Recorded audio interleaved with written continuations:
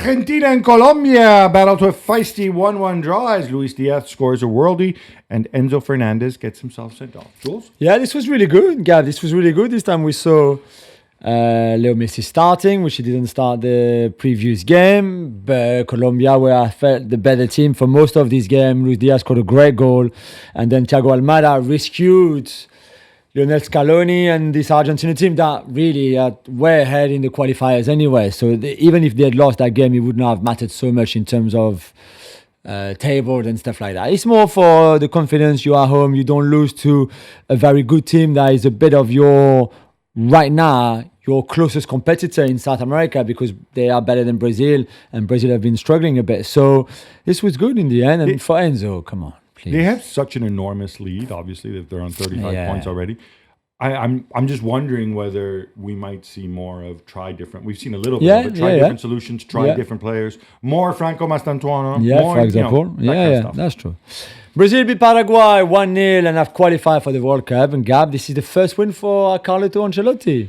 Yeah, that's right. I mean, it was set up very nicely for him, it's on his birthday as well, wasn't it? On his birthday, too. Yes, officially 66. 66, that's young. right, yeah. Compared to the first game, I think the main difference was he played more of a 4-2-3-1. You finishes through the middle with Mateus Cunha behind him. Cunha did not cover himself in glory with one of the finishes. Yeah, I thought they were a lot better than Paraguay. They could have scored several goals. They were better than his first game too, which we could expect. And they've improved a little bit. I think at some point, like we've said it, these guys, he didn't select these players. He hasn't watched them. He was busy with his Real Madrid job. Now he has a long time where he can go and figure out what kind of a Brazil team to put together to win the World Cup. The Vini through the middle, though, do you see this as something that's going to last? No, sure. I mean, he scored the winner. He scored the only goal. With a very center-forward-like movement. Yeah, true, which I think he can do. I wonder if you lose a little bit of what makes him so special by not having him wide and when he can go on one-on-one like that. There will be games where he's got two centre-backs behind him. He has to hold up the ball, which is not his game. So, I don't know, but I'm not sure what the alternative is. Much. Jesus. Yeah, or Richarlison, which I would rather Vini than that. Italy, with the already sacked Luciano Spalletti on the bench, beat Moldova 2-0. This was way back on Monday night. Jules, they won, but did they look any better? So I watched this game because I was just curious. I thought, imagine you were in a masochistic mood. Moldova. And then when Moldova scored, because they did score a goal after just 10 minutes, which was ruled off offside, which was the right call, but it still showed, I think, how tense probably Italy were. They scored one before... Italy scored one before the break, one after. I don't think it was great, to be fair. They won 2-0 against a really poor team. But there's a lot of work to do for whoever comes next. And that's our next question. There's a lot of work to do. Yeah, I can answer this, give me my view. No, they were just as bad as against Norway. Arguably even worse. The reason they won this game is that Moldova are really terrible. Moldova's front three are three dudes that, other than Jonita, nobody's heard of.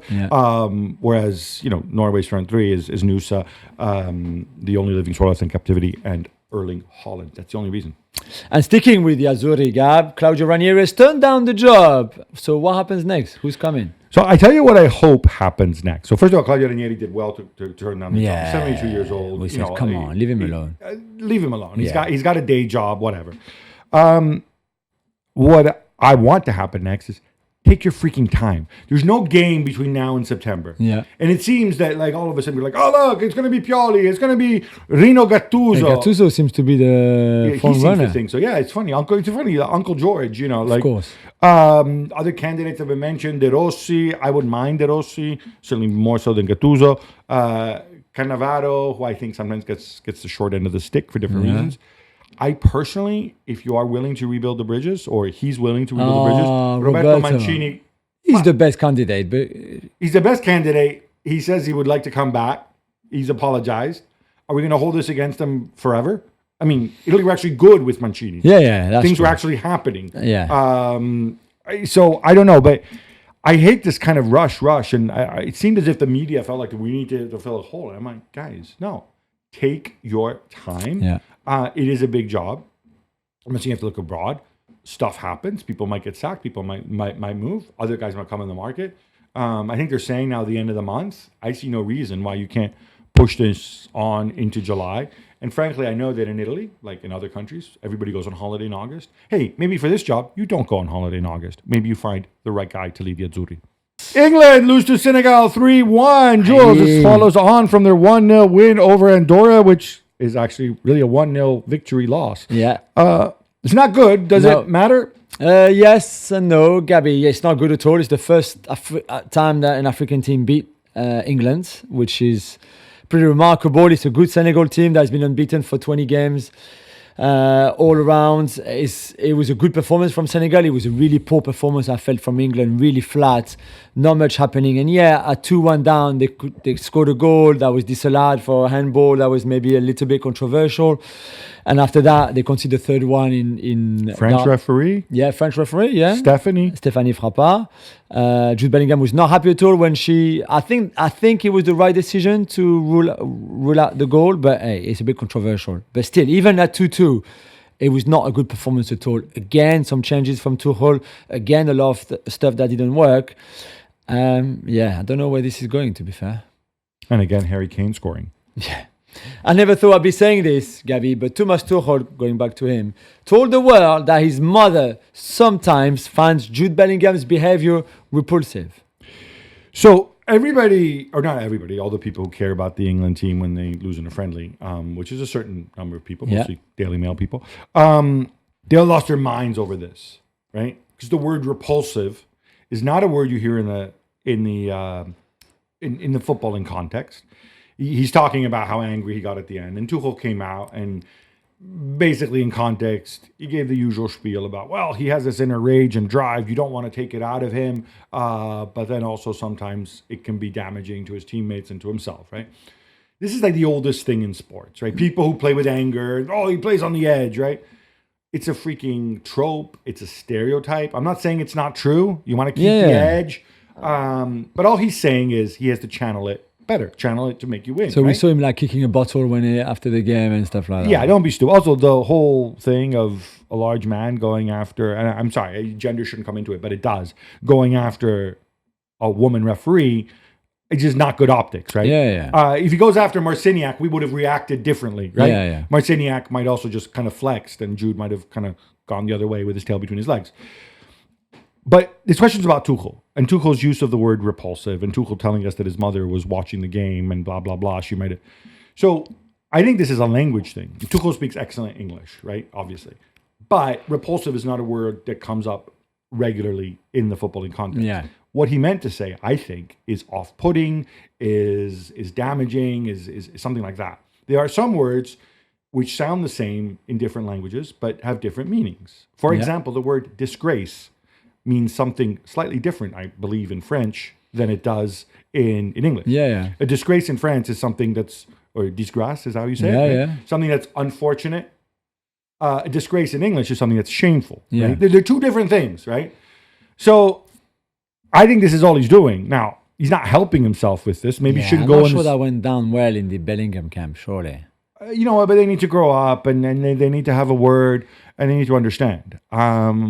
What he's saying, if he just left that word out, it would have been no different than what people have said about Rooney for years, what people say about many guys who play on the edge. But hey, let's build a big mountain out of a molehill, in my view. Yeah. It was a wild one between Belgium and Wales as the latter battled from 3 goals down, only to eventually lose 4-3. Jules, you're neither Belgian nor Welsh, but you're both Belgian adjacent and Welsh adjacent. Yeah, to be fair. And Mrs. L is obviously Welsh. And a lot of the Lawrence family live in Belgium. So this was great. Belgium went 3-0 up, to be fair, with a bit of fortune, I thought, although they were playing well. And Rudy Garcia was loving it on the touchline. And then it all changed. And I thought this young Welsh team with Craig Bellamy as a head coach was wonderful to come back from 3-0 down to 3-3 in Brussels with some lovely, lovely goals if you haven't seen them. Like good collective, everything. The structure was great. And then at 3-3, you're thinking, okay, where is this going? Belgium scored 1 goal that gets disallowed, I think rightly so, because the ball was just out of play before that. And I think this Welsh team just switches off a little bit, thinking that this is it. There was 5 minutes to go. It's a great draw. And then they leave Tielemans on his own on the right, who crosses, and they leave De Bruyne on his left at the far post. who's at the end of the cross with a lovely left foot kind of volley finish. And then they lose 4-3, which I think they deserve the point. And this is a lucky escape for Garcia and his players, and they will have to learn from it because they started well, but after that, they disintegrated completely. Yeah, 3-0 up, it felt like, hey, when are we going on the beach? Yeah, but even that should not happen. Should not happen. Holland beat Malta even. 8-0, and Memphis Depay scores twice to equal Robin van Persie's goal-scoring record for the Dutch national team. But was Ronald Koeman right to take him off with 20 minutes to go, Gab, on a hat-trick? So, had you asked me the question, because I know what you would have said about absolutely. the Dutch guy. You know the Dutch guy. Stupid. That was stupid. I only say this. I don't know. What are you doing, dude? Like, you're stomping all over these people. You're running up the score, which I don't approve of. I personally don't approve of. I'm guessing was Ronald Koeman, maybe he played with Robin van Persie towards the end of his career. Maybe, I don't know. Maybe I don't know. A relative of his, and he wants to preserve his record. But Memphis is going to beat it at some point anyway. Well, not if Ronald Koeman never picks him again. Then he stays on 15, 102. I don't follow this at all. I don't know what point you're trying to prove. Why don't you just let him beat him there? I know. Beating the record there. I think it's tremendous. 15-102 for a guy like Memphis who did not play as like a legit center forward. I agree. People can go back at Memphis and say, look, he wasted his career. Right? And part of me, I remember when he played Australia at the World Cup and he destroyed them and it looked like you're watching the second coming. And then obviously he had ups and downs, United, Leon. But I think he then showed that he really is a quality footballer. Absolutely. There's no doubt. And then he said, let me go give it a go in Brazil. Well done to him. I think he deserves the record. Hopefully he'll get it. And one fun fact, when I looked this game up on FOTMOB, I discovered that there's a guy named James Carragher who plays for Malta. Oh, of course, you knew this. Yeah, I think he made his debut in the Marsh International. And he does not speak Scouse like the other one. He's the son of, so obviously... Wait, this is Jamie Carragher's son? I had no idea. Yeah, and he's from Malta because... So I can't remember exactly the link, but there's a family ancestor, Oh, I genuinely I learned something new. Yeah. This is why I hang out with Jules. I learned new stuff.